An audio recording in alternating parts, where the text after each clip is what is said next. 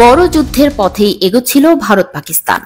তবে শেষ মুহূর্তে পরমাণু শক্তিধর দুই দেশকে থামিয়ে দেন মার্কিন প্রেসিডেন্ট ডোনাল্ড ট্রাম্প।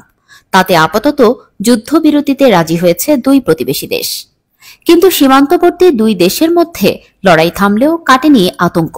তাই এখনো বিমান ওড়াতে সাহস পাচ্ছে না ভারতের বেশ কয়েকটি বিমান সংস্থা। এজন্য মঙ্গলবারও 7 শহরে বাতিল হয়ে যায় ফ্লাইট বাতিল হওয়া এসব শহর সীমান্তবর্তী এলাকায় অবস্থিত।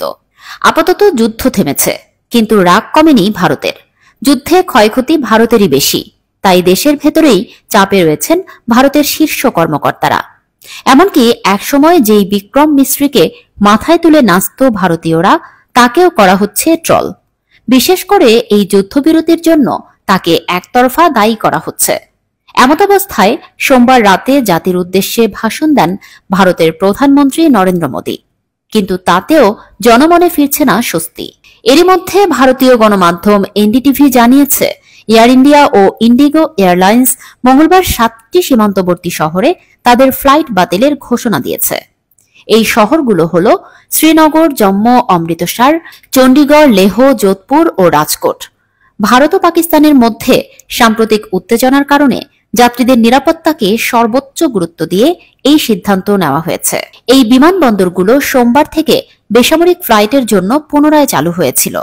একই দিন ভারতের বিমানবন্দর কর্তৃপক্ষ এএআই 32টি বিমানবন্দরে বেসামরিক ফ্লাইট পুনরায় চালুর ঘোষণা দেয়। এর দুদিন আগে যুদ্ধবিরতির ঘোষণা আসে। অবশ্য তার আগে ভারত পাকিস্তান 4 দিন সামরিক সংঘাতে জড়ালে দুই দেশের শতাধিক মানুষের মৃত্যু হয়। গেল 22 এপ্রিল জম্মু ও কাশ্মীরে সন্ত্রাসী হামলার পর ভারত পাকিস্তানের মধ্যে উত্তেজনা বৃদ্ধি পায়। এরপর ভারত 7 মে অপারেশন সিঁদুর শুরু করে এবং পাকিস্তান ও পাকিস্তান অধিকৃত কাশ্মীরে 9টি সন্ত্রাসী ঘাঁটিতে হামলা চালায়।